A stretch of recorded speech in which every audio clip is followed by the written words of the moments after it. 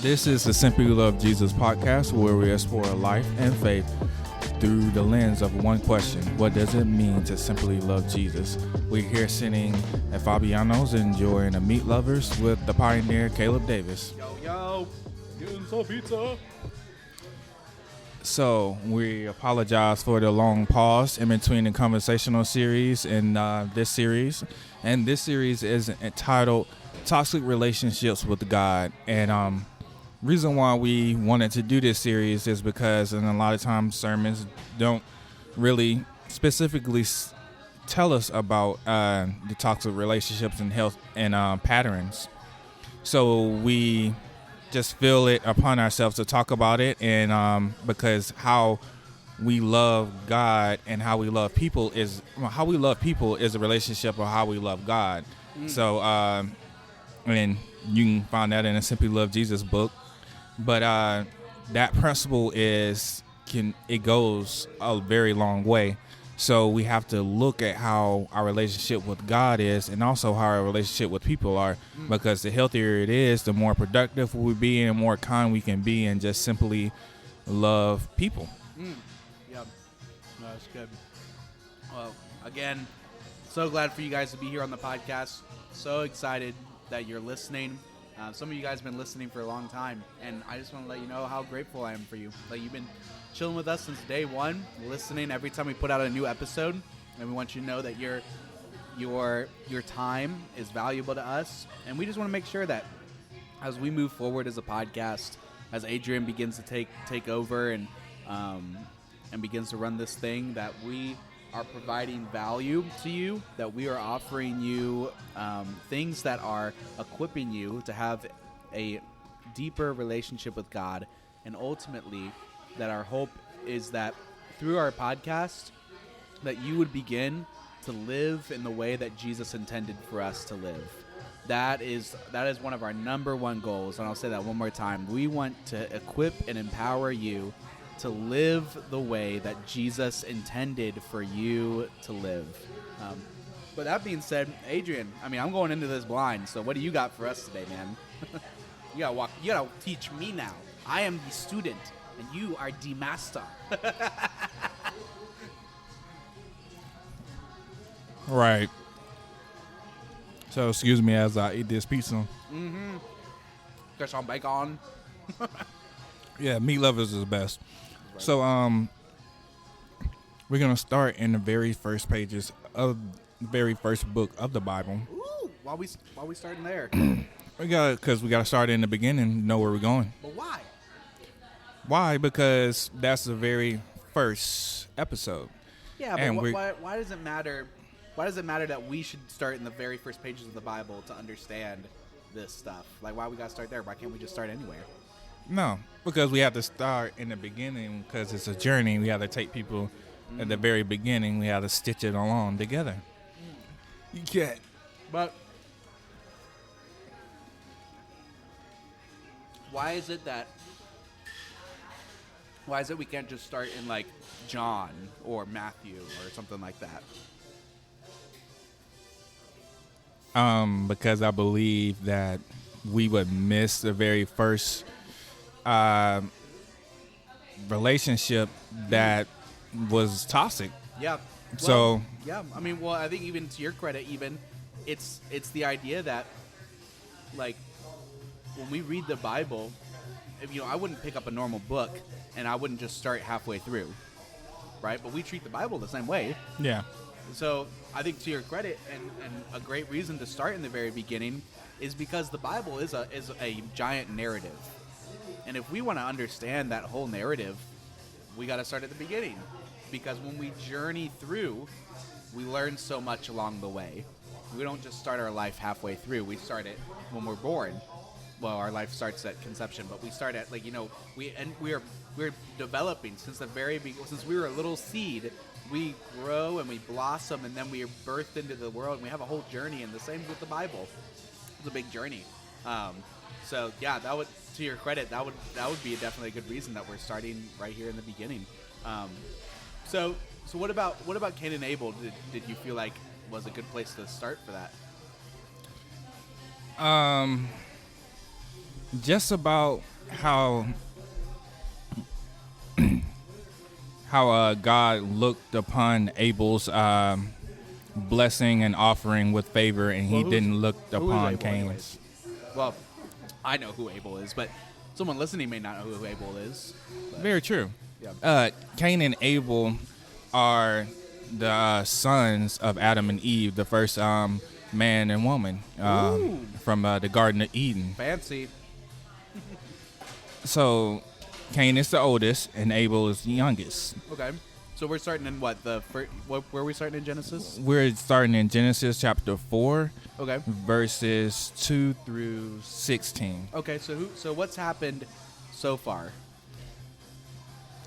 So what's happened so far, Yeah, so far is in this story. in this story, what's happened so far? Yeah. It's the very beginning. It's the birth of Cain and Abel. Okay. Well, it's not the very, very beginning. Oh, you're talking about what's Garden hap- of Eden. Yeah. What's happened so far? Oh. So what's happened so far is that God has created earth in 6 days. 7 days he rested. He allowed Adam to name the animals, and then he put Adam to sleep, saying it's not good for man to be alone. He took one of his ribs, and he made woman, and he made Eve, and he told them anything in this garden you can eat from, except for the tree of knowledge. And one day comes Lucifer. He whispers, Well, the serpent is what it's listed at in Genesis. The serpent Yeah. named Lucifer that he took the form of.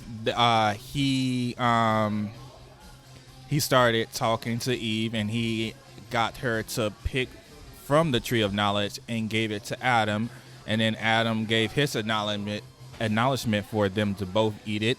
So they fall from God's good graces. Therefore, mankind falls from God's good graces because they are our mother and father as far as in human standpoint. So why did they fall from good graces?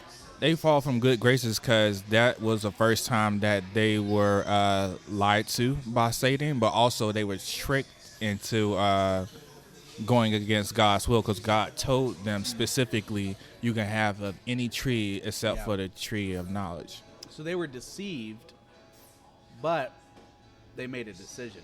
Yes. Nobody made that decision for them. They made that decision all on their own. Yes. And that decision resulted in them making a selfish, a me-focused decision, and in doing so, they invited evil into the world. Yes. Why is that a big deal? That's a big deal because that's the reason why we have everything that's going on in this world. Sin, Like what? murder, rape, just everything that you can think of, from the white lies to people being cheated on, everything. Everything, all the way down to the tiniest detail. Yep. So, now that they have left the garden, what's interesting is did God just leave them alone after that? No, No, he stayed with them. he stayed with them. Which is very interesting, too, to realize that even when we mess up, God still is providing for us. But that's a whole other sermon. So they leave, and then what happens? When they leave naked. So Well, God clothed them. And then yeah, But then what happens afterwards? they have Cain and Abel. They do. They make babies. Yeah. And then now we are in our story. So, read for us. Tell us the story. So Abel kept flocks and Cain worked the soil. So Cain and Abel both offered offerings to the Lord, and the Lord looked upon Abel's with favor, and with Cain what he did not. So Cain, filled with anger and jealousy, he became angry, and every other emotion that comes from that, and that emotion that we call that's dwelling in this this story is envy. So he let the envy consume him, and the Lord warned him. So what's envy? So envy is the sin of desire over others' blessings and achievements, especially the spiritual enjoyment and advancement of the kingdom of Christ, freely and graciously bestowed upon the people of God. Okay, so simplify that a bit. Simple. It's really a puzzling emotion commonly charged with being unreasonable, irrational, imprudent, vicious, and wrong to feel. So give me what would be an example of envy then? An example of envy would be, you getting a promotion and we work in the same field, and I am just angry at the achievements that you're getting, and I actually kind of think I want to do something about it. Or I mean, it's just that moment where, let's say I get a promotion and you see that. Why does he get a promotion? Why don't I get a promotion? Yeah. That in that moment, like that feeling right there is envy. Wanting what somebody else has. You want what someone else has. Or I guess that would be also coveting as well. But I would get envy would be this, like, I deserve what you have. Like that should be mine. That's envy. And so what was Cain? Cain is the story. Cain and Abel. Abel is a shepherd, and Cain he's a forager. Or he's also like a hunter. But they put together a sacrifice to give to God. But why does Cain envy Abel? Because the Lord showed favor on Abel's and not on his. So Cain, he's this guy who says he got favor. I wanted that. Why does he get that? I should have that. Yeah. That's what I want. So what happens then? Because there's actually this moment where Cain is angry, and then the Lord warns him. Comes before him. What does he tell him? And the Lord warns him that sin is crouching at your door, and it will devour you like a lion will. I mean, that is not in the scripture, but that's how. Isn't it? Pretty sure. Not the lion part, but it will devour you. Oh, well, different passage it says that. Yeah. But it says sin is crouching at the. Does it say crouching at the door? What does it say? Depending on your translation, but Yeah, it's crouching. so sin is crouching at the door, and looking to devour you. But You must rule over it. you must, or other translations, you must subdue it. Like, that's an interesting concept right there. So he puts to him these kind of like two paths. You can resist temptation, or you can give in to temptation. So what does Cain do? Cain gives him to temptation, and he calls his brother out into the fields, and he murders him.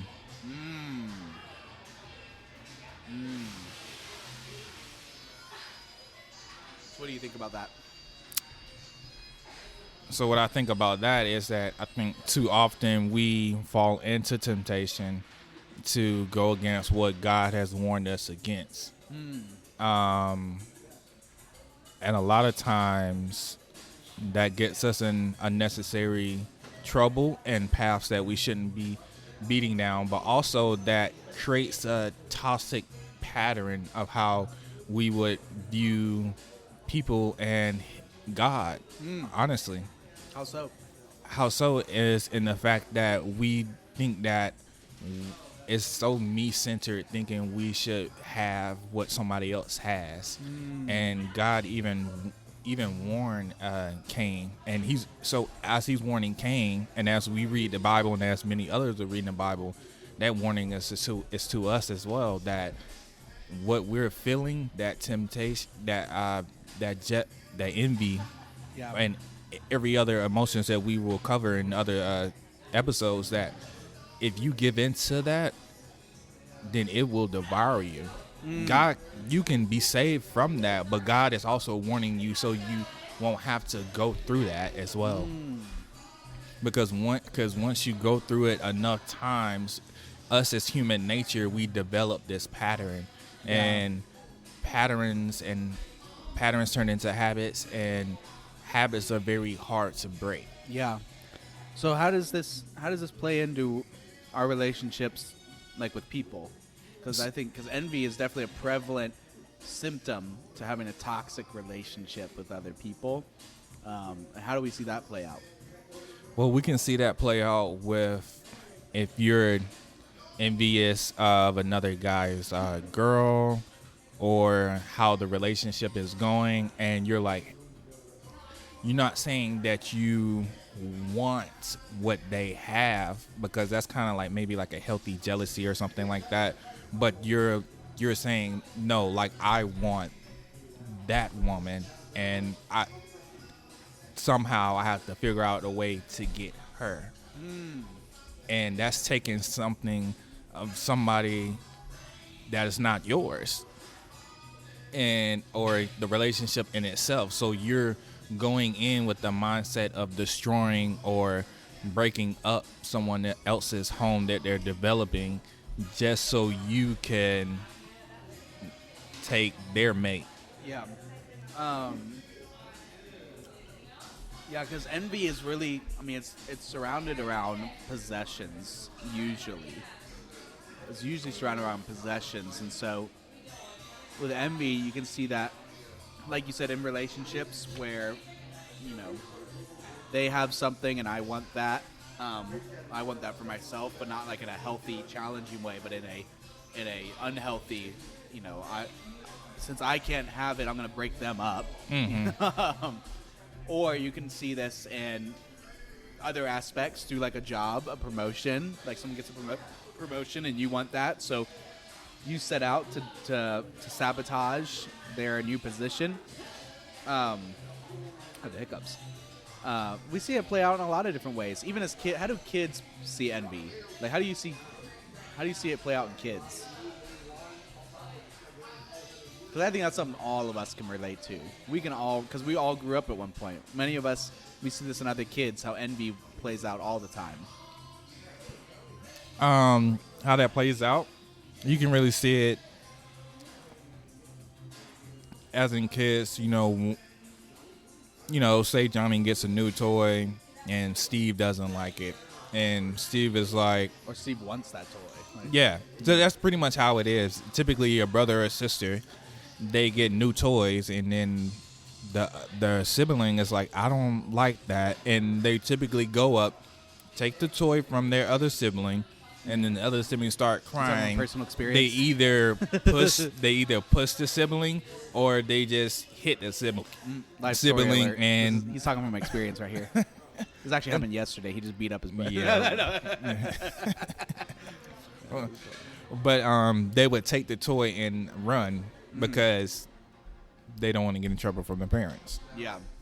Now, how do we see this play out in...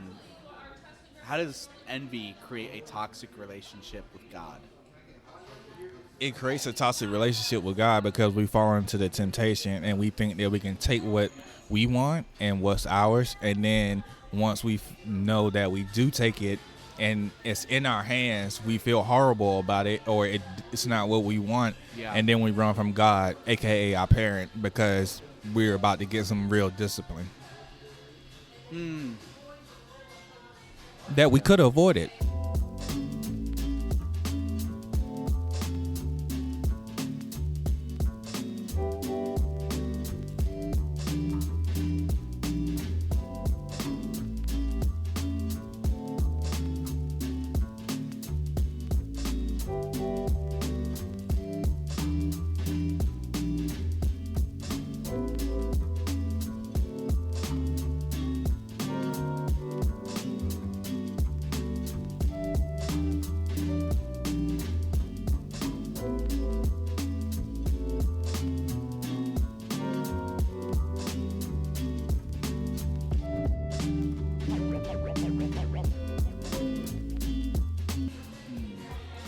Well, even in our relationship with God, I think envy can create how that's a symptom of a toxic relationship with God, because I think we were talking about this before. Let's say you're a worship leader and another worship leader gets like a big gig or whatever, and you see this person on this stage, and inside of you is this stirring up that says, I want that. Like, I should be up there, not them. I should be the one who's leading, not that person. And then it makes us look at God, and it plays out to where, well, if I just read my Bible more, if I just serve more, if I sacrifice more for the church, then God will reward me the thing that I want, the thing that I envy that someone else has. And when it doesn't happen, we then can get angry, or we'll go the opposite route and just sacrifice ourselves even more. Well, we'll slave ourselves even more. We could, and how this happens is we see this, like, let's say a pastor on that Sunday, you're getting very envious over someone, and you've worked hard because you think, you should be the one on that stage playing worship music, leading that church or whatever, sharing your gifts in that way, and it's not happening for you yet. And so, but then the pastor says on Sunday, hey, I believe breakthrough's coming. I believe that if you just, you get plugged into church and you read your Bible. I don't know why he's preaching like he's in the South, but his first came to mind. Yeah, I believe breakthrough's coming, and you're gonna get that promotion, you're gonna get those things, you're gonna whatever. That stirs up in us to say, well, if all I gotta do is tithe more, serve more, give more, then I just haven't served enough. I haven't given enough, and if I give more, God will give to me. And if we continue to we will perpetuate that cycle. I haven't gotten what I've wanted, so I'm gonna keep working harder until I get what I want. How many Christians in the world probably like that right now? I know that was me for a long time. That was me. All because somebody else had something that I thought I should have deserved. And it happens all the time. I heard somebody say that you can't serve your way to the table. Yeah. So it just really, in a synopsis of like what you just said, that's also toxic in its own self, and it can play out in human relationships with people. Like, if I do this for my girlfriend, or if I do this for my dad or my mom or my brother or sister, and then continue to keep sacrificing my time and doing these things for them, then eventually when my time comes or a great opportunity comes, that they have to, serve me because I've been serving them. And I think that creates a toxic entitlement to being served just because you are serving other people. And when God came to serve other people without the intentions of being served back. Because honestly, God can continue doing all of this without our help. He just loves having people and having us involved in the story. But to bring it back is that we have to get out of that mindset and just understand if a relationship or something is not serving you, then you have the right to maybe, say something. Yeah. Or, and the reason why I say something, because, like, you can't break up with your mom and your dad. Yeah. But even in a, like, good relationship or something like that, if it's something not going right, don't just automatically be like, I'm just going to break up with this person. Like, that's toxic in itself, because you automatically cutting people off before giving them a chance. And God's giving you chances plenty of times over. Yeah. So just sit down and have a healthy conversation without trying to have an agenda at the end or pounce on them. Just have a conversation like we're doing now. To counteract envy is joy. So we should joy and delight in serving other people. We should have joy and delight in being good news to other people without having this stigma that we should be rewarded afterwards. If the reward and blessing comes, then great. God has already promised that blessings will come, but it may not be in our timing, because our timing is not his timing. So we have to relieve ourselves of that mindset because we can't predict how God moves. So we continue keep moving and keep serving. If there's a burnout or something, then step back, heal. God understands. He understands people because he created us. So, but still move in a way that honors him without having this agenda that every time that you do something good that you're going to get rewarded. Yeah. So, how does someone practically bring joy in their life to be able to have a proper perspective, a healthy perspective for this? Instead of turning it into envy, you said the opposite is then embracing joy. How did they get that? So how do you get joy? Joy is something that comes from your constant relationship with God and your healthy relationships with people and just working through that tussle. And joy, How do you get that? And joy is something that can't be robbed. Joy is something that you have to say within yourself and honestly just be content of where God has you. Not complacent, but content. And how do you do that is making sure you staying in the word, praying, but also serving other people and just being and celebrating people when they have rewards and celebrating their small feats and just being there for people when they're down and out, and honestly just shifting the mindset from you to we. Like not me, but we. How does that create joy? That creates joy in you seeing other people when they succeed and achieve, that you're just as happy for them as if it was your own achievement.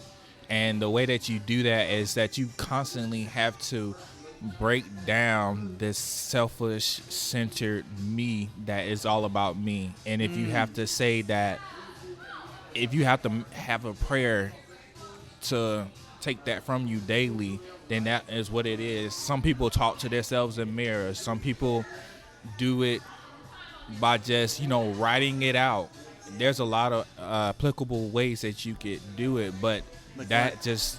you just have to just do it. You just have to start by loving God and also just loving yourself as well. I think what you're touching on that I think it's important for people to hear is that joy is the natural opposite of envy, and how you get there really did hinge on something where you said you're counting people's victories as your own. Because in that same moment, when you see someone achieve and you see someone succeed or you see someone get promoted, you go back to that Cain moment where he says sin is crouching at the door. You have two options. You could either give in to temptation and become envious by saying, I should have that. Why didn't I get this? That should belong to me. Joy takes the same exact scenario and says, I'm so happy for them. That's amazing that they've gotten this far. That's incredible that they got there this quickly. Like, whatever it is, it's the same scenario but a different reaction. And you can't force yourself to say, you can't just force yourself to say, I'm happy for them. That's not going to change your heart. If you want real heart change, you have to go to Jesus. And that's why you should be praying, staying in the Word. That's why when we talk about simply love Jesus, it starts with that question. What does it mean to simply love Jesus? And the more that I think about him and what he's done for me, the more I will begin to want to know him more, because he has done so much and gave himself freely for me. And so when I get to know him more, how do I do that? Well, I get into the Bible. I start reading through the scriptures. And the more I know him, the more I begin to love people. And the more I begin to love people, the more I am just grateful, and I see how beautiful people are. And naturally, by doing that, you will begin to celebrate other people because you have a love for people. Because envy is rooted in a love of self, but joy in this context is rooted in a love for people and a love for other people, wanting to celebrate other people, and not just choosing to celebrate, but genuinely wanting to celebrate other people.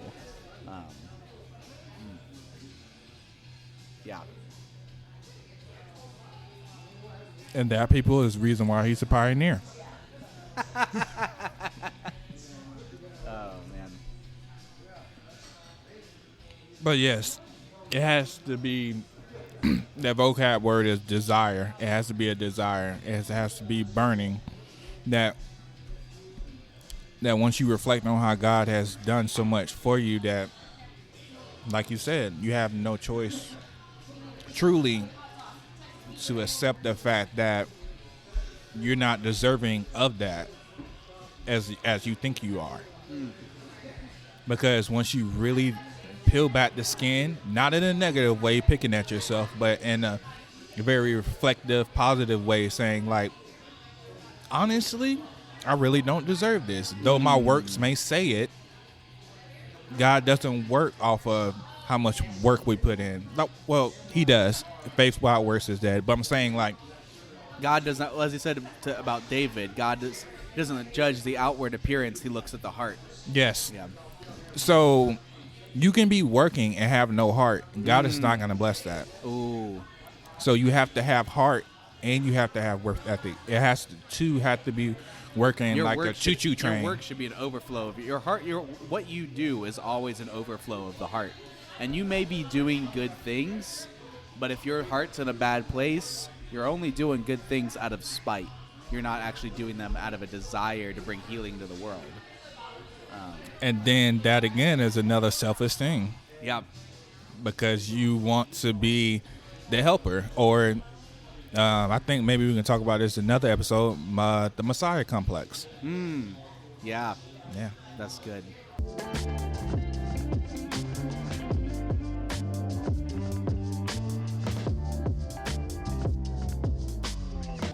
So, hope everyone has enjoyed this half hour of a lesson, and I enjoyed being your host today. And Caleb, it's always been a pleasure. Always, as always. So as we close out, any closing remarks you have for the people? A great way that you could support us. We don't talk about it a lot, but you can, if you want to take your love for this ministry and what we're trying to bring to the world, if you want to take that to another level, you can actually become an encourager, which are people who support us financially. You can give on our Patreon, or you can go to our website. We have a separate page as well there for that. But also give us a follow on Instagram or TikTok at SLJ Ministries, and let us know how we can pray for you. All right, people, you heard them. Let us know how we can pray for you, and thank you. It's always been a pleasure. And again, have a great week.